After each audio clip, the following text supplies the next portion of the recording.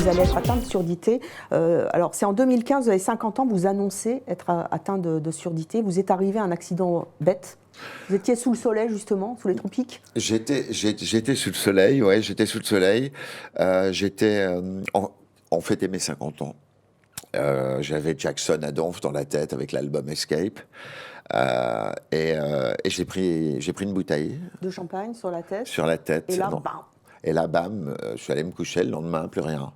J'entendais plus rien, j'avais un bruit absolument indéfinissable dans la tête, d'une puissance d'un Boeing 747 en phase de décollage, 24/24. Donc j'ai été rapatrié en France.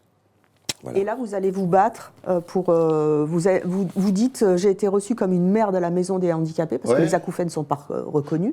Oui. Et vous allez devoir vous battre 5 ans hein, pour être reconnu. Absolument. Je pense qu'ils ont... Parce que j'y suis allé avec quelqu'un, avec un pote, comme j'entendais pas, parce que j'avais de l'hyperacousie en plus. C'est une petite cuillère qui tombe, c'est un pas de dinosaure. Oui. Quoi. Vous imaginez les bruits de la ville. J'y suis allé avec un pote et ils étaient 14 et dans l'assistance, il y avait une nana qui a dit « Ah, Grégory, sous le soleil !» Évidemment. Et il y en a une autre qui a dit « Mais qu'est-ce qu'il vient foutre là? Il est pété de thunes, il fait de la télé. » Donc, ils m'ont pas pris au sérieux. Ils ont dû penser que j'étais un acteur qui préparait le rôle d'un sourd, genre acteur studio, et qui se tapait tout le cursus. Donc, ils m'ont envoyé une notification de décision que j'ai contestée immédiatement. Ça a pris 5 ans. Ce qu'il faut savoir avec ce handicap, Evelyne, c'est que c'est un handicap invisible. D'accord. Donc, oui, parce que ce n'est pas de la surdité, mais c'est vraiment comme un bruit constant, vous le dites, de Boeing. Hein. C'est terriblement fatigant. Pour jouer, c'est quasiment impossible. Impossible. Impossible. Et le gros paradoxe, c'est qu'ils appellent ça un bruit fantôme, quand même. Dans mon seul en scène, je dis bruyant pour un fantôme, quand même. Les médecins vous disent que ça n'existe pas, que c'est votre cerveau qui invente ce bruit. Alors, ce qui est incroyable, c'est que vous vous battez 5 ans, vous finissez par être reconnu, et vous allez vous faire greffer, et ça c'est bien pour toutes les personnes qui en souffrent, parce que cette maladie fantôme, elle est là, et elle est très prégnante. Vous allez vous faire greffer un implant que vous avez, hein, vous avez derrière l'oreille une espèce de un petit micro. Je vais vous montrer quelque chose, Evelyne.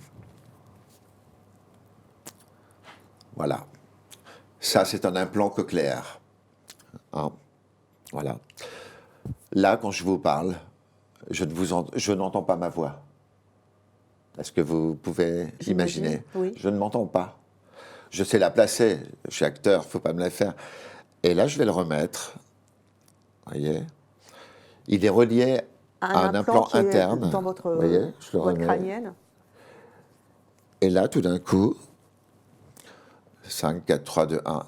Voilà, je suis de retour. Le Boeing a disparu et votre surdité aussi de l'oreille a disparu. Et vous me disiez juste avant de démarrer cette émission, grâce à cet implant qui est remboursé par la Sécurité sociale, qui coûte 25 000 €, mais qui est remboursé par la Sécu, cette fois, maintenant, vous entendez, vous êtes presque un homme bionique, vous entendez tout. Hein. Yes. Yes. Ça va d'ailleurs beaucoup m'amuser quand je vais jouer au théâtre, parce que quand les gens vont... Ah, je sais pas si je peux dire ça, parce que ça va me casser mon cou. Ah bah si, allez. Ah bah, c'est-à-dire que s'il y en a un bien intentionné au fond du foyer du théâtre qui dit « Putain, il était à chier » et qui vient devant moi et qui me fait un grand sourire, eh ben, je le prendrai dans les bras et je l'embrasserai. Mais c'est incroyable parce que ce petit objet en plastique m'a fait revenir dans la conversation de la vie. Et ça n'a pas de prix. Oui.